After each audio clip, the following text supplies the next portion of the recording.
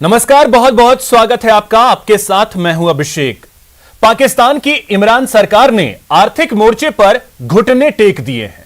हालांकि अभी भी उनकी आतंकियों से मोहब्बत में कमी नहीं आई है। शायद इसीलिए वो शैतानों को रिहा कर रहे हैं। उधर समंदर में पंचशक्ति के डर से चीन में हड़कंप मचा हुआ है। आज के इस शो में हम पंचशक्ति से डरे चीन और आतंकियों से मोहब्बत करने वाले पाकिस्तान की खबर दिखाने वाले हैं। तो शुरू करते हैं आज की स्पेशल रिपोर्ट।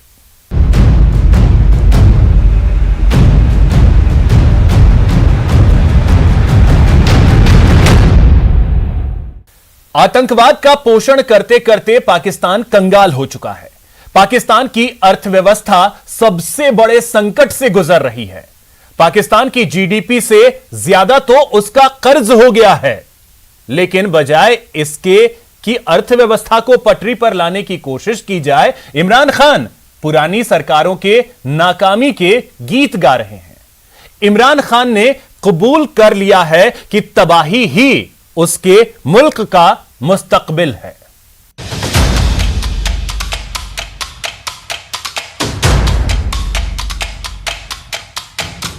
हमारा सबसे बड़ा प्रॉब्लम यह है कि हमारे पास इतना पैसा नहीं है अपने मुल्क को चलाने के लिए।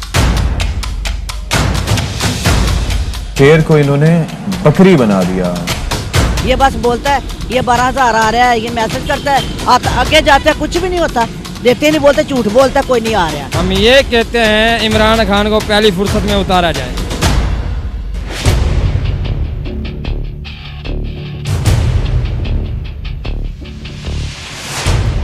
आखिरकार नाना करते इकरार कर ही बैठे इमरान खान। नियाजी ने स्वीकार कर ही लिया कि अब पूरी तरह से कंगाल हो चुका है पाकिस्तान। कल तक रियासत मदीना की बात करने वाले इमरान खान सिर झुकाए जनता के सामने आए और अपने मुल्क की तबाही का कर दिया ऐलान। हमारा सबसे बड़ा प्रॉब्लम यह है कि हमारे पास इतना पैसा नहीं है अपने मुल्क को चलाने के लिए, और जिसकी वजह से हमें कर्जे लेने पड़ते हैं। और ये हमने जो एक जिस तरह घर भी किसी का हो, अगर घर के अंदर आपके खर्चे ज्यादा है और आपकी आमदनी कम है, वो घर मुश्किलात में पड़ा ही रहेगा। उसमें कभी भी उस घर के अंदर आगे बढ़ने की सलाहियत नहीं होगी, क्योंकि वो जो पैसा आपके पास सेव करके जो आप इन्वेस्ट करते हैं अपनी फ्यूचर के लिए, वो आपके पास पैसा ही नहीं होगा कभी। ये तो होना ही था। चारवाक दर्शन को आत्मसात करने वाले पाकिस्तान को बर्बाद होना ही था। कर्ज लेकर कर्ज चुकाते जाने से किस देश की अर्थव्यवस्था सुधरी है? कर्ज के पैसों से आतंकवाद का भरण पोषण करने से कौन सा मुल्क खुशहाल हुआ है? लेकिन ना तो पाकिस्तान की पूर्ववर्ती सरकारों ने इस मामले की गंभीरता को समझा और ना ही मौजूदा प्रधानमंत्री इमरान खान। तो हुआ वही जो होना चाहिए था। पाकिस्तान का खजाना खाली हो गया, जनता पर महंगाई का बोझ बढ़ गया, और तो और चिड़ियाघर में बंद बेजुबान भी भूख से दम तोड़ने लगे। आपके टेलीविजन स्क्रीन पर नजर आ रहा ये कोई आम जानवर नहीं, बल्कि जंगल का राजा शेर है। लेकिन कराची चिड़ियाघर में खाने की सप्लाई करने वाले ठेकेदार ने बकाया राशि का भुगतान न होने पर जानवरों का खाना रोक दिया। तो खबर है कि खाना न मिलने की वजह से एक सफेद शेर ने दम तोड़ दिया। वीडियो जो सर्कुलेट कर रही थी, जिसमें हम देख सकते थे एक नायाब नस्ल का सफेद शेर जो कि बड़ी ही कसमपुरसी की हालत में ऐसा लग रहा था कि वो खुश्क साली का शिकार है। उसकी वीडियो देख के दिल बहुत दुख रहा था। और कुछ वाजिबात की अदायगी की वजह से भी पिछले 13 दिनों से जो फूड सप्लाई करते हैं कराची जू के जानवरों को, उन्होंने भी कहा जी क्योंकि हमें यह वाजिबात की अदायगी नहीं की गई, तो इसलिए हम खाना नहीं पहुंचाएंगे। जू में मौजूद जितने भी जानवर, और इसमें हमने देखा तो मतलब शेर को इन्होंने बकरी बना दिया। Just imagine. सोचिए, जिस देश के पास चिड़ियाघर में बंद जानवरों को खाना खिलाने के पैसे नहीं हैं, वो देश हिंदुस्तान से टक्कर लेने की बात करता है। जिस देश के पास अपने लोगों का पेट भरने के लिए अनाज नहीं है, वो बम, गोली और बारूद की बात करता है। लेकिन पाकिस्तान की इतनी बुरी हालत इतनी जल्दी हो जाएगी, इसकी उम्मीद शायद ही किसी को थी। पाकिस्तान कर्ज के जाल में उलझकर इतनी जल्दी बिखर जाएगा, इसकी उम्मीद शायद ही किसी को थी। तो आपको बता दें कि आतंक परस्त पाकिस्तान की जीडीपी से ज्यादा उस पर अब कर्ज हो गया है। स्टेट बैंक ऑफ पाकिस्तान के मुताबिक पाकिस्तान का कर्ज 50.5 लाख करोड़ रुपए को पार कर गया है, जिसमें से 20.7 लाख करोड़ रुपए अकेले मौजूदा सरकार का लिया गया कर्ज है। पाकिस्तान का अंक गणित कहता है कि देश के कुल कर्ज में लगभग 70% की वृद्धि हुई है। यही नहीं, प्रत्येक पाकिस्तानी पर जून 2018 में 1,44,000 रुपए बकाया था, जो सितंबर 2021 तक बढ़कर 2,35,000 रुपए हो गया। जीडीपी हमारी देखो $325 बिलियन की थी, वो $270 बिलियन पे आके रुक गई है। अभी आप देख लें कि डेट और हमारा जीडीपी वो ऑलमोस्ट 95% हो गया है, मतलब है कि 5% भी शायद नहीं रहा है इन रियल टर्म। तो अभी आप देख लें कि खुदा ना खास्ता हमें सारी दुनिया के कर्जे अगर वापस करने और लोकल कर्जा भी, तो पाकिस्तान की कोई चीज़ नहीं बचती। सारे एयरपोर्ट, सारे जनाब हमारी जो कहते हैं कैश क्रॉप भी इसमें शामिल हो जाएंगी, हमारे स्टेट कॉरपोरेशन सारी की सारी। तो ये तो बड़ी खौफनाक सूरत हाल है जिस तरह हम जा रहे हैं। इसके लिए तो जरूरी है कि कोई बैठ के कंसेंसस हो पॉलिटिकल पार्टीज के अंदर। ये सारे अपने अपने सियासी मफादात में लगे हुए हैं और प्रोसेस में मुल्क का नुकसान हो रहा है। साल 2019 में पाकिस्तान के वजीर आजम इमरान खान ने सार्वजनिक ऋण को 20 लाख करोड़ रुपए तक लाने की कसम खाई थी। इमरान खान ने 10 वर्षों में 18 लाख करोड़ रुपए का कर्ज बढ़ने के मुद्दे पर जांच की भी बात कही थी। जांच पूरी हो गई, पता चल गया कि कैसे पाकिस्तान कर्ज के दलदल में फंस चुका है, लेकिन इमरान खान ने जांच रिपोर्ट जारी नहीं होने दी। तो सवाल ये कि क्या बहती चिनाब में इमरान खान भी अपने हाथ धो रहे थे? क्या इमरान खान भी पहले की सरकारों के दिखाए रास्ते पर ही चल रहे थे? खैर, जो भी है, लेकिन इतना तो तय है कि अब पाकिस्तान को नीलाम होने से कोई नहीं बचा सकता। तो उसके लिए एक और बुरी खबर यह है कि आईएमएफ ने भी पाकिस्तान को लोन देने से इनकार कर दिया है। आईएमएफ को मनाने के लिए इमरान सरकार ने बिजली और पेट्रोल डीजल की कीमतों में भारी वृद्धि की, लेकिन इससे भी वैश्विक संस्था को संतुष्ट नहीं किया जा सका। आईएमएफ से कर्ज नहीं मिलने से अब इमरान खान को चीन या खाड़ी देशों से एक बार फिर भीख मांगनी पड़ सकती। देखें कि हमारी जुबान नहीं थकती है ये कहते हुए कि ये पार्लियामेंट जो है वो सवरन होता है किसी मुल्क का। तो अगर आईएमएफ आपसे पार्लियामेंट से कह रहा है कि उसको पास करो, सवरनिटी कहां चली गई पार्लियामेंट की हमारी? आईएमएफ ने यह नहीं कहा है कि ये आप पार्लियामेंट में पेश कर दें। आईएमएफ ने यह कहा है कि आपका पार्लियामेंट इसको मंजूर करे, पास करे। ये हम क्या आईएमएफ के डिक्टेशन से हमारी पार्लियामेंट चलेगी? इस चीज को आप हाईलाइट करें। खिसियानी बिल्ली खंभा नोचे। आईएमएफ ने पैसे नहीं दिए तो पाकिस्तान बौखला उठा है, लेकिन वो ये भूल रहा है कि व्यापार का एक नियम होता है, कर्ज उसी को दिया जाता है जिसके अंदर कर्ज लौटाने की कुव्वत हो। पाकिस्तान के पास ना तो ये कुव्वत है और ना ही इच्छा शक्ति। अब भले ही इमरान सरकार अमेरिका से रिश्ते मजबूत करने की कोशिश कर रही हो, भले ही भारत के साथ व्यापारिक रिश्ते दोबारा बहाल करने पर मंथन कर रही हो, लेकिन हकीकत तो यही है कि अब बहुत देर कर दी हुजूर आते आते। आर्थिक बदहाली पाकिस्तान को अपने आगोश में ले चुकी है, लेकिन अब भी इमरान खान की सरकार आतंकवाद के वट वृक्ष को खाद पानी मुहैया करा रही है।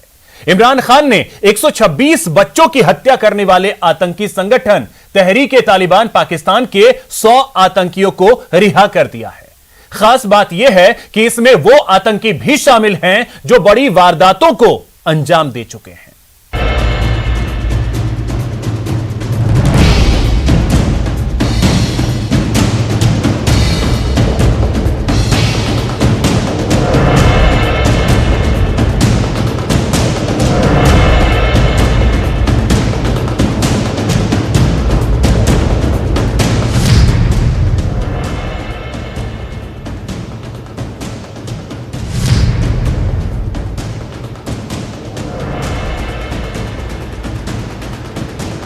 पूरी दुनिया को पता है कि पाकिस्तान के प्रधानमंत्री इमरान खान नियाजी सेना के सामने नतमस्तक हैं। पाकिस्तान के प्रधानमंत्री इमरान खान नियाजी कट्टरपंथियों से दहशत में हैं, लेकिन अब तो उन्होंने बेगुनाहों का खून बहाने वाले आतंकियों के सामने भी सरेंडर कर दिया है।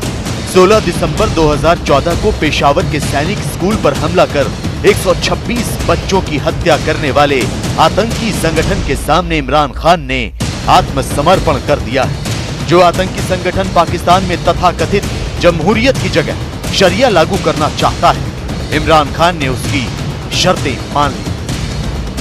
तहरीक तालिबान पाकिस्तान, ये वो नाम है जिसने आतंक परस्त पाकिस्तान को भी दहला दिया, जिसने अपनी आतंक नीति से आतंकिस्तान को भी घुटनों पर ला दिया। लेकिन हद तो तब हो गई जब पाकिस्तान के मौजूदा प्रधानमंत्री इमरान खान ने इस आतंकी संगठन को अभय दान दिया। जी, पाकिस्तान की सरकार ने आतंकी संगठन टीटीपी के 100 दहशतगर्दों को रिहा कर दिया है। हालांकि सरकार की तरफ से ये सफाई दी गई है कि ये रिहाई टीटीपी की किसी मांग को पूरा करने के लिए नहीं हुई। दावा किया जा रहा है कि उन्हीं आतंकियों को रिहा किया गया जो सरकार की डी रेडिकलाइजेशन यानी आतंकवाद से दूर करने की प्रक्रिया का हिस्सा थे। लेकिन पाकिस्तान के कई अखबारों ने इस दावे से इनकार करते हुए लिखा है कि रिहा किए गए ज्यादातर आतंकियों ने सरकार की डी रेडिकलाइजेशन की प्रक्रिया पूरी नहीं की।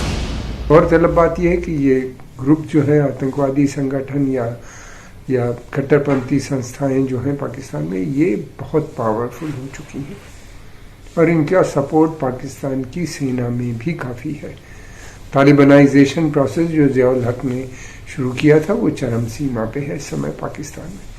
दूसरी बात ये भी है कि जो ट्रेडिशनल पॉलिटिकल एलीट था पाकिस्तान का, पंजाब बेस्ड, अब उसके हाथ से सत्ता निकल के इन मौलवियों के हाथ में पावर, रियल पावर इन लोग के पास आ रही है। इसी महीने की 8 तारीख को तहरीक तालिबान पाकिस्तान ने ऐलान किया था कि उसकी 1 महीने के युद्ध विराम के लिए सरकार के साथ सहमति बन गई। तब टीटीपी ने कहा था कि अगर दोनों पक्ष सहमत हो गए तो युद्ध विराम की अवधि और बढ़ाई जाए। तो अब ऐसी खबरें आ रही हैं कि पाकिस्तान सरकार और टीटीपी के बीच अफगानिस्तान में 3 दौर की बातचीत हुई। उनमें से एक दौर की वार्ता काबुल में हुई, जबकि 2 दौर की बातचीत खोस्त में हुई।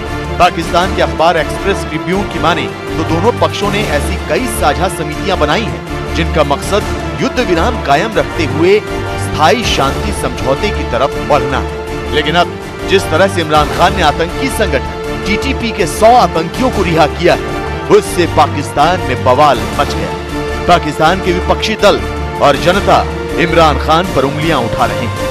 हुकूमत की जानिब से टीटीपी के 100 कैदियों को रिहा कर दिया गया है, यानी ये 100 ऐसे अफराद जो इस तंजीम की बाकायदा रुकन थे, जो पाकिस्तान में दहशतगर्दी में मुलव्विस रही है, हजारों शहरियों और सिक्योरिटी फोर्सेस के जवानों की मौत की जिम्मेदार है। लेकिन इन लोगों से बासपुरस की बजाय रियासत इन्हें मनाने की कोशिश में मसरूफ है। और जब हुकूमत से पूछा जाता है कि आखिर ये मुज़ाकरात किन शराइत पर हो रहे हैं, क्या मुआहदा किया जाएगा, और जब ये मुआहदा हो जाएगा तो क्या संगीन जुराइम के मुल्जिमान को भी ऐसे ही छोड़ दिया जाएगा, तो हुकूमत वाज़े जवाब देने से गुरेज करती है। टीटीपी के साथ पाकिस्तान सरकार के समझौते पर सवाल उठने लाजमी है, क्योंकि टीटीपी अकेला ऐसा आतंकी संगठन नहीं है जो पाकिस्तान में सक्रिय है, बल्कि कई आतंकी संगठन पाकिस्तान की सरजमीन से दहशत फैलाने के काम में जुटे हैं। ऐसे में बहुत मुमकिन है कि ये आतंकी संगठन भी रियायत की मांग करने लगे। ये आतंकी संगठन भी पाकिस्तान की सरकार को ब्लैकमेल करने लगे। और अब बात चीन की, जो अपनी आक्रामक रणनीति की वजह से कई देशों के निशाने पर है। दरअसल चीन समुद्र के रास्ते दुनिया पर अपना वर्चस्व स्थापित करने की कोशिश में लगा है। लिहाजा चीन को रोकने के लिए पंचशक्ति मैदान में उतर चुकी है। 5 शक्तिशाली देशों का समूह जापान सागर में युद्धाभ्यास कर रहा है और इस युद्धाभ्यास से बीजिंग की मुश्किलें बढ़ गई हैं।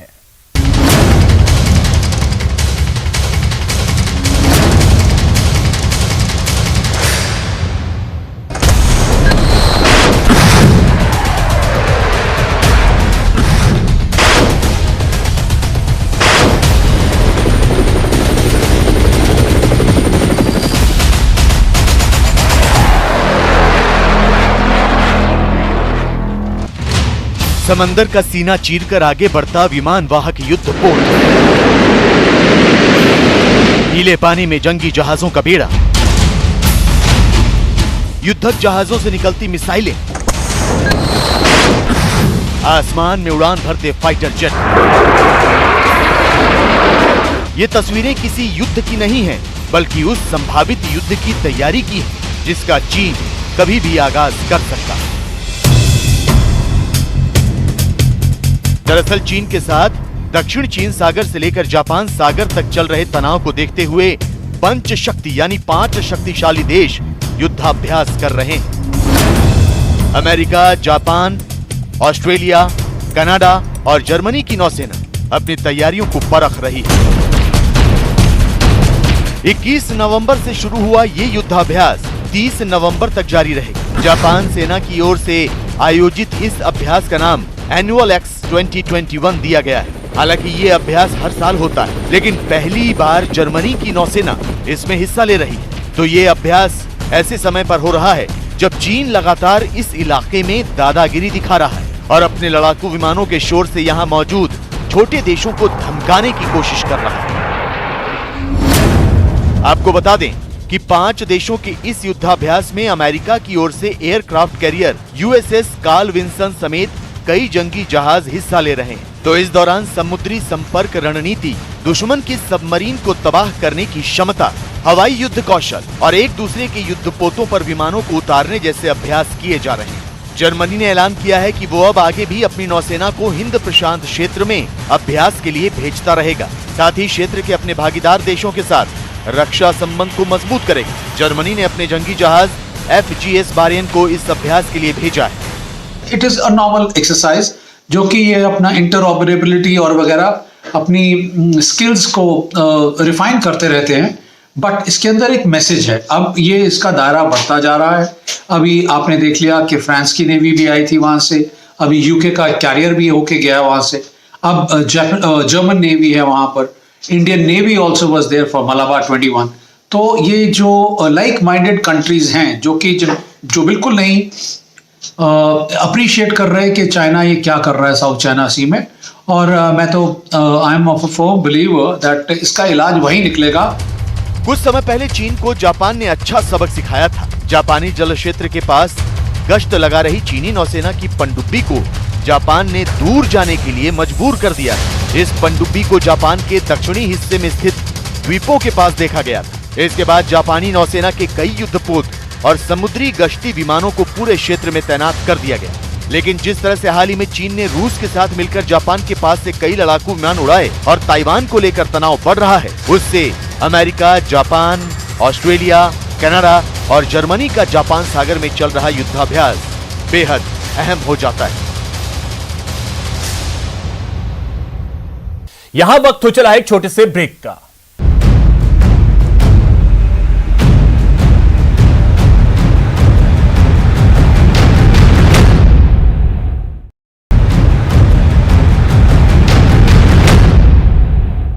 ब्रेक के बाद बात संविधान दिवस की। संविधान दिवस के मौके पर संसद भवन में आयोजित एक कार्यक्रम में पीएम मोदी ने कहा कि भारत एक ऐसे संकट की तरफ बढ़ रहा है जो संविधान को समर्पित लोगों के लिए चिंता का विषय है, वो भी पारिवारिक पार्टियों की वजह से। और क्या कुछ कहा पीएम ने, आइए दिखाते हैं आपको। संविधान दिवस के मौके पर संसद के सेंट्रल हॉल में भव्य कार्यक्रम आयोजित किया गया। इस कार्यक्रम को पीएम मोदी ने भी संबोधित किया। अपने संबोधन में प्रधानमंत्री मोदी ने राष्ट्रपिता महात्मा गांधी, डॉक्टर राजेंद्र प्रसाद और बाबा साहेब भीमराव अंबेडकर को नमन करते हुए मौजूदा दौर में संविधान दिवस की अहमियत बताई। इस संविधान दिवस को हमें इसलिए भी मनाना चाहिए कि हम जो कुछ भी कर रहे हैं वो संविधान के प्रकाश में सही है कि गलत है, हमारा रास्ता सही है कि गलत है। हर वर्ष संविधान दिवस बनाकर के हमने अपने आप को मूल्यांकन करना चाहिए। पीएम मोदी ने अपने संबोधन में राजनीति की जगह देश हित पर बल दिया, जो भारत के संविधान के मूल में है। विविधताओं से भरा हुआ देश, अनेक भाषाएं, अनेक बोलियां, अनेक पंथ, अनेक राज्य रजवाड़े, इन सब के बावजूद भी संविधान के माध्यम से पूरे देश को एक बंधन में बांध करके आगे बढ़ाने की योजना बनाना, आज के संदर्भ में देखें तो पता नहीं संविधान का एक पेज भी हम पूरा कर पाते, क्योंकि नेशन फर्स्ट कालक्रम से राजनीति ने उस पर इतना प्रभाव पैदा कर दिया है कि देश हित भी कभी कभी पीछे छूट जाता है। पीएम मोदी ने यहाँ कर्तव्य निष्ठा पर भी जोर दिया और कहा कि कर्तव्य पथ पर चलने से ही नागरिकों के अधिकारों की रक्षा होगी। आजादी के अमृत महोत्सव में हमारे लिए बहुत आवश्यक है कि हम कर्तव्यों के माध्यम से अधिकारों की रक्षा करने के रास्ते पर चल पड़े। कर्तव्य का वो पथ है जिसमें अधिकार की गारंटी है। कर्तव्य का वो पथ है जो अधिकार सम्मान के साथ दूसरे को सुपुर्द करता है, उसके हक को दे देता है। और इसलिए आज जब हम संविधान के दिवस को मना रहे हैं, तब हमारे भीतर भी यही भाव निरंतर जगता रहे कि हम कर्तव्य पथ पर चलते रहें। कर्तव्य को जितनी अधिक मात्रा में निष्ठा और तपस्या के साथ हम मनाएंगे, हर किसी के अधिकारों की रक्षा होगी। संविधान दिवस पर आयोजित कार्यक्रम में देशहित और कर्तव्य की चर्चा करते हुए पीएम मोदी ने परिवारवाद का मुद्दा उठाया और राजनीति में परिवारवाद को लोकतंत्र के लिए बड़ा संकट करार दिया। और जब मैं ये कहता हूं कि पारिवारिक पार्टियां, इसका मतलब मैं ये नहीं करता हूं कि एक परिवार में से एक से अधिक लोग राजनीति में ना आए। जी नहीं, योग्यता के आधार पर, जनता के आशीर्वाद से किसी परिवार से एक से अधिक लोग राजनीति में जाएं, इससे पार्टी परिवारवादी नहीं बन जाती है। लेकिन जो पार्टी पीढ़ी दर पीढ़ी एक ही परिवार चलाता रहे, पार्टी की सारी व्यवस्था परिवारों के पास रहे, वो लोकतंत्र, स्वस्थ लोकतंत्र के लिए सबसे बड़ा संकट होता है। पीएम मोदी ने यहाँ राजनीति में भ्रष्टाचार को लेकर के भी अपनी चिंता जाहिर की। न्यायपालिका ने स्वयं ने किसी को अगर भ्रष्टाचार के लिए घोषित कर दिया हो, भ्रष्टाचार के लिए सजा हो चुकी हो, लेकिन राजनीतिक स्वार्थ के कारण उसका भी महिमा मंडन चलता रहे, भ्रष्टाचार को नजरअंदाज करके सिद्ध हुई हकीकतों के बावजूद भी जब राजनीतिक लाभ के लिए सारी मर्यादाओं को तोड़कर, लोक लाज को तोड़ करके उनके साथ बैठना उठना शुरू हो जाता है, तो देश के नौजवान के मन में लगता है कि अगर इस प्रकार से राजनीति के क्षेत्र में नेतृत्व करने वाले लोग भ्रष्टाचार में डूबे हुए लोगों की प्राण प्रतिष्ठा कर रहे हैं, मतलब उनको भी वो मिलता रास्ता मिल जाता है कि भ्रष्टाचार के रास्ते पर चलना बुरा नहीं है। सेंट्रल हॉल में आयोजित संविधान दिवस कार्यक्रम को राष्ट्रपति रामनाथ कोविंद ने भी संबोधित किया। राष्ट्रपति ने कहा कि संसद में प्रतिस्पर्धा को प्रतिद्वंदिता नहीं समझा जाना चाहिए। प्रभावी प्रतिपक्ष के बिना लोकतंत्र निष्प्रभावी हो जाता है। कार्यक्रम में उपराष्ट्रपति वेंकैया नायडू, लोकसभा स्पीकर ओम बिरला समेत कई केंद्रीय मंत्री और सांसद शामिल हुए। Bureau report, news 18 network. तो फिलहाल स्पेशल रिपोर्ट में इतना ही। नमस्कार।